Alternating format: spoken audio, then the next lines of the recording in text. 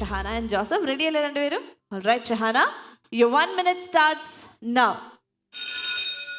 അനുദിനം ചർച്ചയായിക്കൊണ്ടിരിക്കുന്ന വിദ്യാഭ്യാസ മാറ്റങ്ങളുടെ കാലഘട്ടത്തിൽ ഖത്തർ എഡ്യൂക്കേഷൻ സിറ്റി പോലുള്ള മാതൃകകൾ മുൻപിൽ നിൽക്കുമ്പോൾ തന്നെ, ഗുജറാത്തിലെ ഗിഫ്റ്റ് സിറ്റി പോലുള്ള സാധ്യതകൾ തുറന്നു നിൽക്കുമ്പോൾ തന്നെ ഉന്നത വിദ്യാഭ്യാസ രംഗത്തിലെ വിദേശ സർവകലാശാലകളുടെ വരവ് വലിയ മാറ്റമാണ് സൃഷ്ടിക്കുന്നത് എന്ന് കാണാനാകും. ഈയിടെ ബജറ്റിൽ അവതരിപ്പിച്ച കണക്കുകൾ പ്രകാരം 11 ലക്ഷത്തിലധികം വിദേശത്ത് പഠിക്കുന്ന വിദ്യാർത്ഥികളുള്ള ഒരു രാജ്യത്തിൽ 2024-25 വർഷത്തോടെ ഏകദേശം $80 ബില്യൺ ഇതിനു വേണ്ടി ചെലവാക്കപ്പെടുമെന്ന് കണക്കാക്കപ്പെടുന്ന ഒരു രാജ്യത്തിൽ ഇന്ത്യയുടെ സാമ്പത്തിക നില വിദേശത്തിലേക്ക് ഒഴുകുന്നത് ഒരു പരിധിവരെ തടയുന്നതിനും വിദ്യാർത്ഥികളുടെ ഗ്രോസ് എൻറോൾമെന്റ് റേഷ്യോ വർദ്ധിപ്പിക്കുന്നതിനും വിദേശ വിദ്യാർത്ഥികളെ ഇന്ത്യയിലേക്ക് ആകർഷിക്കുന്നതിനും അതുവഴി ഒരു സാംസ്കാരിക വിനിമയം സാധ്യമാക്കുന്നതിനും വിദേശ സർവകലാശാലകൾക്ക് പ്രാപ്തിയുണ്ട് എന്നുള്ളതാണ്.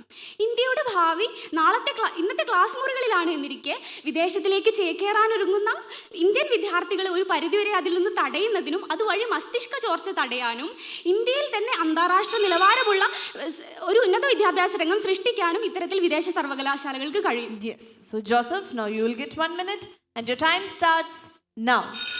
നമസ്കാരം. ഒന്നാമതായി, ഗുണനിലവാരത്തിലെ അസമത്വങ്ങൾ രൂക്ഷമാകുന്നു എന്നുള്ളതാണ് എൻ്റെ ഒന്നാമത്തെ വാദം. രണ്ടാമതായി, ഉയർന്ന ചിലവ്, ബാധ്യത എന്നിവ കുട്ടികളെ ഒരു അരാജകത്വത്തിലേക്ക് നയിക്കുന്നു എന്നുള്ളതാണ്. മൂന്നാമതായി, കൾച്ചറൽ അഡാപ്റ്റേഷനിലേക്ക് നമ്മുടെ വിദ്യാർത്ഥികൾ നിർബന്ധിതരാകുന്നു എന്നുള്ളതാണ്. അടുത്തതായി, സാംസ്കാരികമായ വ്യക്തിത്വം നമുക്ക് നഷ്ടപ്പെടുകയും നാം വിദേശാധിപത്യത്തിൻ്റെ വിദ്യാഭ്യാസ നിയന്ത്രണങ്ങൾക്കും നയങ്ങൾക്കും അധീനരായി ജീവിക്കേണ്ടി വരികയും ചെയ്യും എന്നുള്ളതാണ്.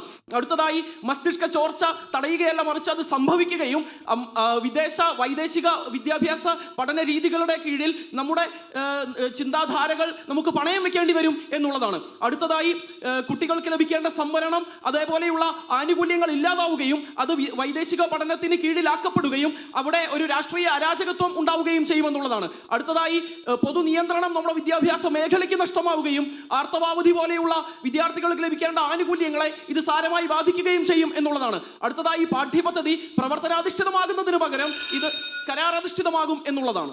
യെസ്, സോ നമുക്ക് ഇനി ഡിബേറ്റിലേക്ക് കടക്കാം. Your time starts now.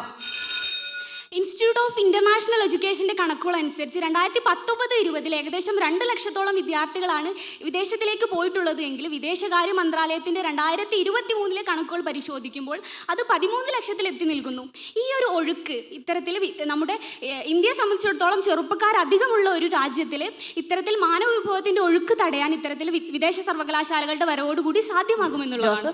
ഒരിക്കലുമില്ല പ്രിയ സുഹൃത്തെ. കാരണം ഇവിടെ നിന്ന് കുട്ടികൾ അങ്ങോട്ടേക്ക് ഒഴുകുന്നുണ്ടെങ്കിൽ അത് പ്രധാനമായും നമ്മുടെ പൊതുമേഖലാ സ്ഥാപനങ്ങളുടെ ഒരു വിരസതയായിട്ടോ അല്ലെങ്കിൽ ഒരു പോരായ്മയായിട്ടോ അല്ല കാണേണ്ടത്, മറിച്ച് നമ്മുടെ ഇവിടുത്തെ പഠനങ്ങൾ പ്രകാരം A++ഉം നേടിയ സർവകലാശാലകൾ നമുക്കുണ്ടെന്നിരിക്കെ ആ മേഖലയിലേക്ക് കൂടുതൽ ശ്രദ്ധ കേന്ദ്രീകരിക്കാതെ അല്ലെങ്കിൽ പണം ചെലവഴിക്കാതെ വിദേശ സർവകലാശാലകളെ ഇങ്ങോട്ടേക്ക് കൊണ്ടുവരുന്നത് ഒരിക്കലും നമ്മുടെ വിദ്യാഭ്യാസ സമ്പ്രദായത്തിനോ യോജിച്ചതായിരിക്കണമെന്നില്ല. വിദ്യാഭ്യാസ രംഗത്തെ ഇന്ത്യൻ നിക്ഷേപം ലോക ബാങ്കിന്റെ കണക്കുകളുടെ സൂചനയിൽ ഏകദേശം ലോക ശരാശരിയേക്കാൾ കുറവായിട്ട് ഏകദേശം 4.4% എന്നിരിക്കെ വിദേശ സർവകലാശാലകളുടെ വരവോട് കൂടിയിട്ട് മത്സരാധിഷ്ഠിതമായി ഇന്ത്യൻ വിദ്യാഭ്യാസ മേഖല ഉയർത്താൻ വേണ്ടിയിട്ട് ഇന്ത്യ നിർബന്ധിതമാവുകയാണ് ചെയ്യുന്നത്. അത് ഉന്നത വിദ്യാഭ്യാസ രംഗത്തെ സംബന്ധിച്ചിടത്തോളം വലിയ ഗുണകരമായിട്ടുള്ള ഒരു കാര്യമാണ്. ജോസഫ്.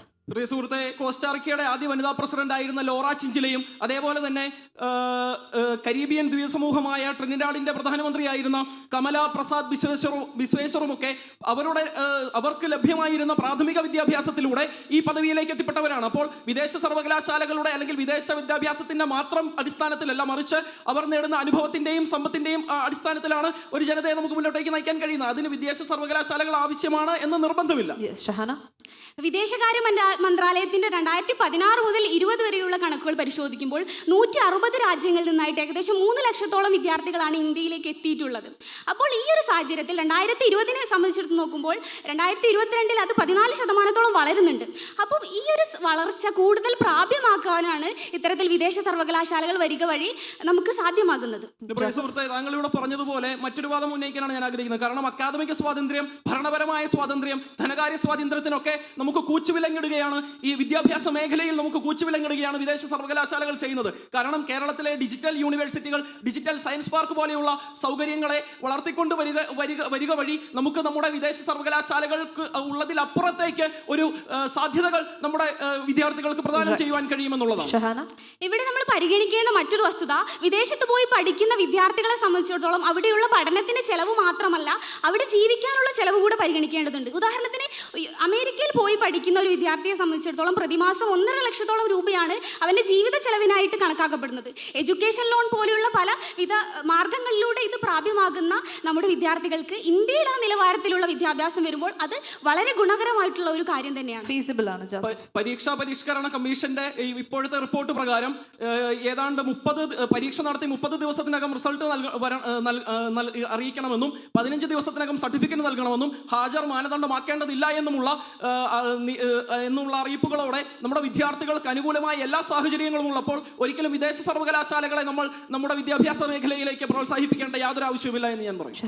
ഇന്ത്യയെ സംബന്ധിച്ചിടത്തോളം വിദ്യാഭ്യാസ രംഗത്തിൽ, ഉന്നത വിദ്യാഭ്യാസ രംഗത്തിൽ ആഗോള ശരാശരിയേക്കാൾ കുറവായിട്ട് ഏകദേശം 27.1% ഗ്രോസ് എൻറോൾമെന്റ് റേഷ്യോ എന്നിരിക്കെ ഈ ഒരു സാഹചര്യത്തിൽ ഈ ഒരു റേഷ്യോ വർദ്ധിപ്പിക്കാനാണ് കൂടുതൽ ഓപ്ഷനുകൾ നൽകുന്ന ഗവേഷണം പോലുള്ള PhD പോലുള്ള രംഗങ്ങളിൽ വരുന്ന വിദേശ സർവകലാശാലകൾ വഴി ലഭ്യമാകുന്നത്. ജോസഫ്. പ്രിയ സുഹൃത്തെ, എപ്പോഴും വിദേശ സർവകലാശാലകൾ നമുക്കിടയിൽ ഒരു അരാഷ്ട്രീയവാദം സൃഷ്ടിക്കുക തന്നെയാണ് ചെയ്യുന്നത്. കാരണം കൃത്യമായ തിരഞ്ഞെടുപ്പുകളോ പാർലമെന്ററി ജനാധിപത്യ സംവിധാനത്തെ പ്രോത്സാഹിപ്പിക്കുകയോ ചെയ്യാത്ത വിദേശ സർവകലാശാലകൾ നമ്മുടെ ഇടയിലുള്ള രാഷ്ട്രീയ കാഴ്ചപ്പാടുകളെ ഇല്ലാതാക്കുകയാണ് ചെയ്യുന്നത് എന്നതിൽ സംശയമില്ല.